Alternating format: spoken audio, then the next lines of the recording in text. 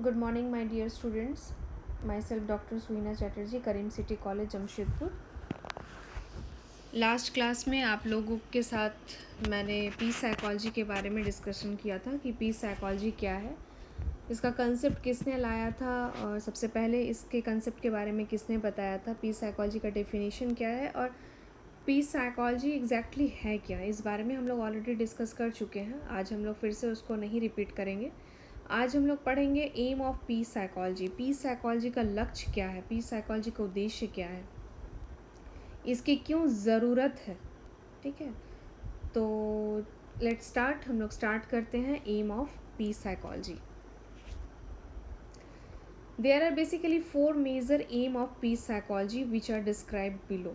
Basically मतलब सामान्य रूप से देखा जाए तो पीस साइकोलॉजी के 4 मेजर एम, लक्ष्य या उद्देश्य हैं. पहला क्या है, रिसर्च. दूसरा क्या है, education. Then practice and advocacy. Research मतलब क्या हो गया, शोध. एजुकेशन मतलब क्या हो गया, शिक्षा. प्रैक्टिस मतलब जो भी थ्योरीज डेवलप की गई है, जैसे हम लोग पहले बताया कि पीस साइकोलॉजी का उद्देश्य होता है थ्योरीज को डेवलप करना और उसी थ्योरी को अप्लाइड फॉर्म में लाना, ताकि ज़्यादा से ज़्यादा पीस साइकोलॉजी को हम लोग क्या कर सके, उसको बढ़ावा दे सकें. दैन होता है एडवोकेसी यानी अदालत यानी वकालत, यानी कैसे पीस साइकोलॉजी के अंतर्गत वकालत की जा सकती है. मतलब कैसे पीस साइकोलॉजी, अगर कहीं पे वायलेंस हो, वार हो, तो कैसे पीस साइकोलॉजी का इस्तेमाल करके वहाँ पर शांति कायम की जा सकती है.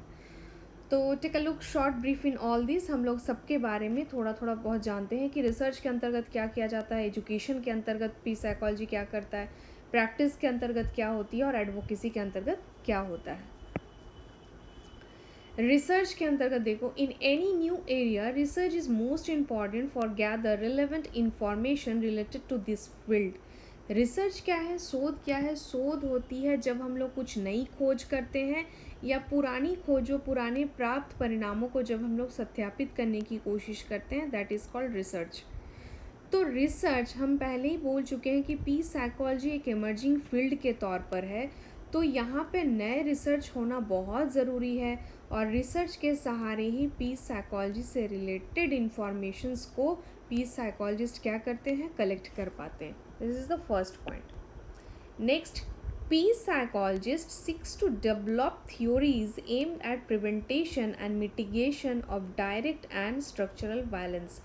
पीस साइकोलॉजिस्ट क्या करते हैं, थ्योरीज डेवलप करते हैं जिसके सहारे वो डायरेक्ट और स्ट्रक्चरल वायलेंस को दूर करने की या उसको रोकथाम करने की कोशिश करते हैं. ये उनका एक प्रमुख लक्ष्य है.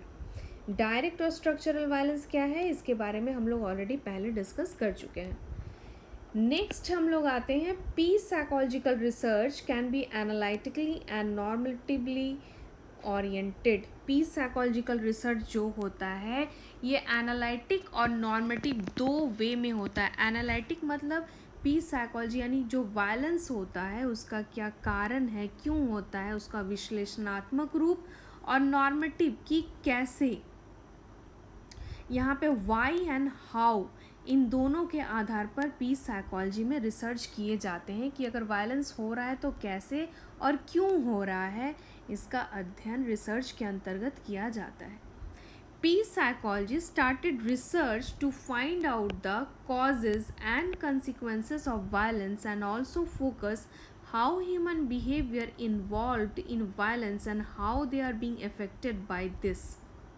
पीस साइकोलॉजिस्ट क्या करते हैं, रिसर्च स्टार्ट करते हैं. क्या करने के लिए, ये जानने के लिए कि हिंसा का क्या कारण है और क्या परिणाम होता है. साथ ही साथ वो इसके पे ऊपर भी फोकस करते हैं कि ह्यूमन बिहेवियर कैसे किसी हिंसा में शामिल होते हैं, आइदर हिंसा से कैसे किसी ह्यूमन बिहेवियर का मतलब किसी ह्यूमन का बिहेवियर प्रभावित हो सकता है. तो फर्स्ट जो है एम पीस साइकोलॉजी का वो रिसर्च है. रिसर्च के अंतर्गत थ्योरीज़ को डेवलप करना, उसको अप्लाइड फॉर्मेट में लाना, और थ्योरीज डेवलप भी होते हैं अगर यानी रिसर्च होते भी हैं तो एनालिटिकल नॉर्मेटिव वे में होते हैं. इसमें डायरेक्ट स्ट्रक्चरल वायलेंस को दूर करने के लिए बहुत सारे थ्योरीज़ को डेवलप किए जाते हैं साथ ही रिसर्च के आधार पर ये जाना जाता है कि वायलेंस का क्या कारण है और इसके परिणाम क्या होते हैं। साथ ही व्यक्ति कैसे किसी वायलेंस में इन्वॉल्व होते हैं या वायलेंस से वो प्रभावित यानी इन्फ्लुएंस्ड होते हैं, ये अध्ययन करना या इसके अंतर्गत नए नए अध्ययन करना ही पीस साइकोलॉजी का प्रमुख लक्ष्य है। ठीक है, अब नेक्स्ट हम लोग आते हैं एजुकेशन। पीस साइकोलॉजी का एक दूसरा प्रमुख लक्ष्य है education. Through education we spread the knowledge about unity, equality of national and international level which is beyond the social and gender class. Education के सहारे क्या करते हैं हम लोग, नॉलेज यानी ज्ञान को विस्तार करते हैं, विस्तृत रूप में फैला देते हैं। उस ज्ञान में क्या होती है, एकता की भावना होती है। एकता की भावना कैसे, तो वो मतलब राष्ट्रीय और अंतर्राष्ट्रीय स्तर पर कैसे हम लोग एक दूसरे के साथ एक रह सके, यानी हमारे मन में सिर्फ हमारी कम्युनिटी, हमारी सोसाइटी, हमारा देश, ये भावना से हम लोग परे उठकर हम एक दूसरे से जेंडर क्लास, सोशल क्लास के आगे सोच सके, ये भावना एजुकेशन के सहारे पीस साइकोलॉजिस्ट देते हैं।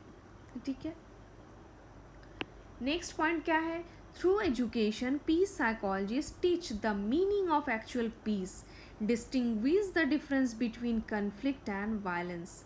थ्रू एजुकेशन पीस साइकोलॉजिस्ट क्या करते हैं, पीस मतलब शांति का एक्चुअल मतलब क्या है। हम लोग कहते हैं कि हम अपने घर पे हैं तो मुझे बहुत शांति फील हो रहा है, इन सब बातों से परे उठकर आगे सोचना है, ये पीस साइकोलॉजिस्ट का मेन उद्देश्य होता है। पीस मतलब सिर्फ हम अपने तक ही ना सोचे, अपने कम्युनिटी, अपने सोशल लाइफ तक का ही ना सोचे, हम लोग नेशनल इंटरनेशनल लेवल पर जाकर युद्ध को कम करना, एक दूसरे के प्रति वायलेंस एटीट्यूड रखना, एक दूसरे के प्रति नेगेटिवली वायलेंस प्रोवोक करना, इन सारी चीज़ों से हम कैसे ऊपर उठ सकते हैं, ये पीस साइकोलॉजिस्ट का उद्देश्य है, एजुकेशन के थ्रू स्प्रेड करना। साथ ही साथ पीस साइकोलॉजिस्ट डिफरेंस करते हैं कन्फ्लिक्ट और वायलेंस के बीच में, यानी संघर्ष जो होता है एक दूसरे के साथ वो, और हिंसा की भावना जो होती है वो, इन दोनों के बीच में एक जो पतला सा मार्जिनल गैप होता है उसको वो क्लियर करते हैं पीस साइकोलॉजिस्ट। ठीक है, next, peace psychologist study the mental process and behaviour that lead to violence. Peace psychologist किसका अध्ययन करते हैं, मेंटल प्रोसेस और बिहेवियर, यानी किसी व्यक्ति के मानसिक प्रक्रिया और व्यवहार का, जिसके आधार पर वायलेंस यानी हिंसा क्या होता है, स्टार्ट होता है, जिसकी शुरुआत होती है। तो कौन सा मेंटल प्रोसेस या कौन सा बिहेवियर किसी पर्सन का वायलेंस को क्रिएट करता है, इसकी भी स्टडी पीस साइकोलॉजिस्ट करते हैं, ये उनका एक प्रमुख लक्ष्य है। Next, education is important weapon to facilitate non-violence and promote fairness to the whole country।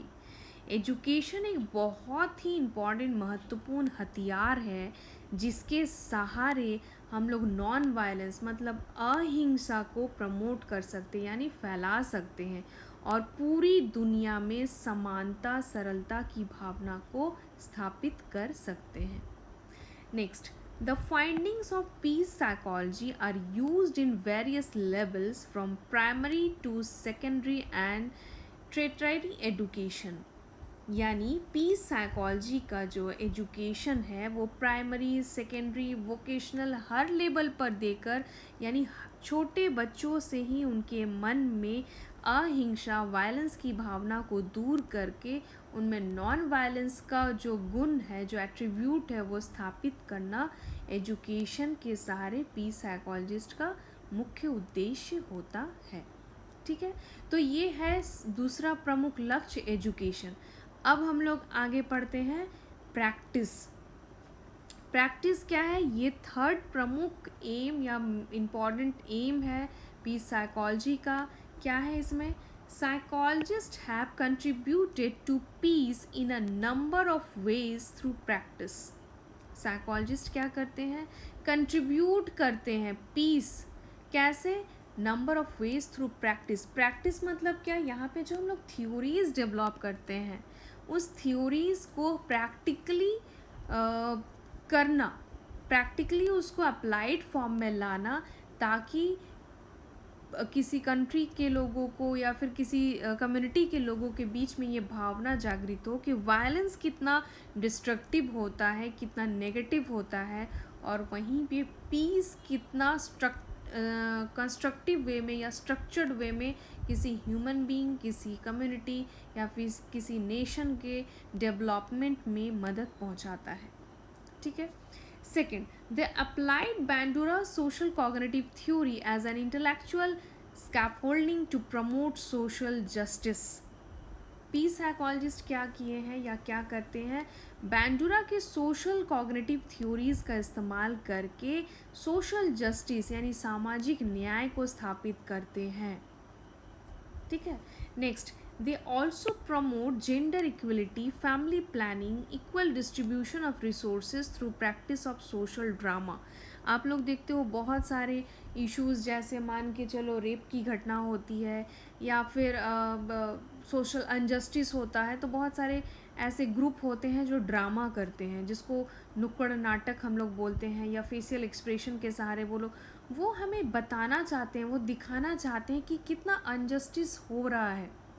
तो उन सब चीज़ों से बाहर लाने के लिए वो क्या करते हैं, वो ड्रामा के तौर पर जो थ्योरीज होती है उस पर प्रैक्टिकली वो उसको अप्लाइड फॉर्म में लाकर दिखाते हैं कि कैसे जेंडर इक्वलिटी यानी दो जेंडर के बीच में समानता, family planning, equal distribution of resources यानी जो रिसोर्सेज अवेलेबल है उसको कैसे इक्वली हर क्लास के लोगों में डिस्ट्रीब्यूट किया जा सके, ये प्रैक्टिस सोशल ड्रामा के सहारे करके वो पीस को प्रमोट करते हैं। ये मेनली किसका काम होता है, ये कंसेप्ट जो देते हैं, ये आइडियाज़ जो देते हैं, ये साइकोलॉजिस्ट देते हैं, पीस साइकोलॉजिस्ट देते हैं। ठीक है। Next, problem solving workshops helped in create a political atmosphere and ideas. Problem solving workshop मतलब प्रॉब्लम किससे रिलेटेड, वायलेंस से रिलेटेड। हम लोग कहते हैं कि वर्कशॉप करेंगे, वर्कशॉप किस पे, तो साइकोलॉजिकल रिसर्च पर या किसी टेस्टिंग पर या क्रिएटिविटी पर वर्कशॉप करते हैं, जिसमें हम वर्कशॉप के बारे में आप लोग को बताएंगे, फिर उससे रिलेटेड आपको कुछ टेस्ट देंगे, आप उसको फिलअप करोगे, फिर हम आपकी क्रिएटिविटी को मेज़र करेंगे। एग्जैक्टली लाइक दिस यहाँ पर पीस मतलब वायलेंस से रिलेटेड वर्कशॉप्स होते हैं कि वायलेंस अगर कहीं पे होता है तो हम कैसे वहाँ के उस प्रॉब्लम को सॉर्ट आउट करेंगे, तो that is problem solving workshop. Problem solving workshop को ऑर्गेनाइज्ड करके यहाँ पर एक political atmosphere, political ideas create करेंगे कि हम कैसे दो कम्युनिटी, दो ग्रुप, दो नेशन, दो कंट्री के बीच में वायलेंस को कम कर सके। ठीक है। Next, peace psychology practice refers to the implementation of trainings in non-violent conflict resolution and activities. Peace psychology practice क्या करते हैं, ट्रेनिंग देते हैं कैसे हम non violent conflict resolution training दे सकें, कैसे हम ट्रेनिंग दे सकें, कैसे किसको, तो अहिंसा या हिंसा से रिलेटेड कन्फ्लिक्ट को दूर करने में, उसको सॉल्व करने में, वैसे एक्टिविटीज़ को दूर करने के लिए। ठीक है। तो ये मेन पीस साइकोलॉजी के अंतर्गत कुछ काम है जो पीस साइकोलॉजिस्ट का प्रमुख उद्देश्य आ जाता है कि हम कैसे जो थ्योरीज डेवलप करते हैं उसको अप्लाइड फॉर्म पर लाकर इसको कम कर सकते हैं, किसको, तो वायलेंस को, और नॉन वायलेंस का एटमॉस्फेयर क्रिएट करें। ठीक है। नेक्स्ट हम लोग आते हैं एडवोकेसी। एडवोकेसी मतलब क्या है, वकालत करना। हम पहले ही बताए हैं कि 1906 में विलियम ने इस बारे में सबसे पहले कंसेप्ट लाया था। तब उनके दिमाग में आया था कि हम कैसे खुद को सैक्रिफाइस करके सामने वाले को माफ़ कर मोरल वैल्यूज़ और ह्यूमन वैल्यूज़ के बारे में सोचकर हम युद्ध की भावना को अपने अंदर से कम करें। तो जब न्यूक्लियर वार हुआ था उस टाइम पे यूनाइटेड स्टेट और सोवियत यूनियन के बीच में, तो उस टाइम पीस साइकोलॉजिस्ट ही क्या है, वकालत के तौर पर मतलब वकील के तौर पर काम किए थे कि कैसे इसको कम आप कर सकते हैं। तो फर्स्ट पॉइंट क्या है, at the 20th century psychologist played a role as a advocate in nuclear war between United States and Soviet Union. Peace psychologist किस तौर पर काम किए थे, एडवोकेट मतलब वकील के तौर पर इस न्यूक्लियर वॉर को कम करने के लिए, किनके बीच में, तो United States and Soviet union के बीच में। ठीक है। Since that time, peace psychologist promotes non-violent management of conflict and pursued the social justice. इसी टाइम पर, जिस टाइम पे ये हुआ था 1940 टू 1970 या 60, इस टाइम पर ही पीस साइकोलॉजिस्ट ने नॉन वायलेंस मैनेजमेंट को प्रमोट किए. नॉन वायलेंस मैनेजमेंट कि कैसे हम वायलेंस को दूर कर सकते हैं. ऐसे रिलेटेड मैनेजमेंट, एक कमिटी बैठी, एक बोर्ड बैठा जिसमें मैनेजमेंट होने लगा कि हम कैसे इनके छोटे छोटे जो स्ट्रक्चरल वायलेंस जो डायरेक्ट फॉर्मेट में सामने आ रहा है उसको हम कम करेंगे, और वहाँ पे सोशल जस्टिस यानी सामाजिक न्याय की स्थापना कर सके. इसमें पीस साइकोलॉजिस्ट ने एक वकालत के तौर पर काम किया था. अब यहाँ पे पीस साइकोलॉजिस्ट का मतलब ये नहीं कि कोई एक साइकोलॉजिस्ट वकील बन के काम किया. यहाँ बात होती है कि जैसे आप एक साइकोलॉजिस्ट के तौर पर सामने आते हैं, आप अपने कमेंट्स देते हैं, आप अपने ओपिनियन देते हैं, तो वो लोग उसको सुनते हैं, देखते हैं, तो उनके आइडियाज़ में उनमें इंसाइट डेवलप होता है कि नहीं, ये जो बताया जा रहा है ये कहीं ना कहीं हमारे लिए ही बेनिफिशियल है. तो इस तरीके से पीस साइकोलॉजी वहाँ पे as a advocate role play किया था उस टाइम पे, और अब तक वो कंटिन्यूटी बना हुआ है. Next, in advocacy area peace psychologist perform as a policy makers, expert, witness, testimony. Peace psychologist कैसे काम करते हैं? तो पॉलिसी मेकर्स मतलब वायलेंस को कम करने से रिलेटेड पॉलिसीज़ को तैयार करना, ताकि छोटी छोटी, मतलब जैसे हम पहले कहें कि स्ट्रक्चरल वायलेंस क्यों होते हैं, तो वहाँ पे रिसोर्सेज होते हुए भी उनको नहीं देना, डिप्राइवेशन ऑफ रिसोर्सेज या डिप्राइवेशन ऑफ जो भी उनकी ज़रूरत की सामान होती है वो उनको उन तक नहीं पहुँचाया जाना, या होते हुए भी उनको नहीं देना. तो यहाँ पे पॉलिसी बनाया जाता है कि हर वर्ग के लोगों के बीच इक्वल डिस्ट्रीब्यूशन हो, ताकि उनके बीच में किसी तरह का कोई वायलेंस क्रिएट ना हो. और यहीं पे एक्सपर्ट, विटनेस, टेस्टिमनी का भी एक कमेटी बना या बैठा कि कैसे एक्सपर्ट्स वायलेंस से रिलेटेड जो भी कॉजेज़ बनते हैं उनको दूर कर सकें. ठीक है, तो ये मेन आपके 4 जो है ये एम्स हैं किसके, तो पीस साइकोलॉजी के, research, education, practice and advocacy. ठीक है, होप आपको समझ में आया है. इसको अच्छे से रीड करो, ये और क्लियर होगा.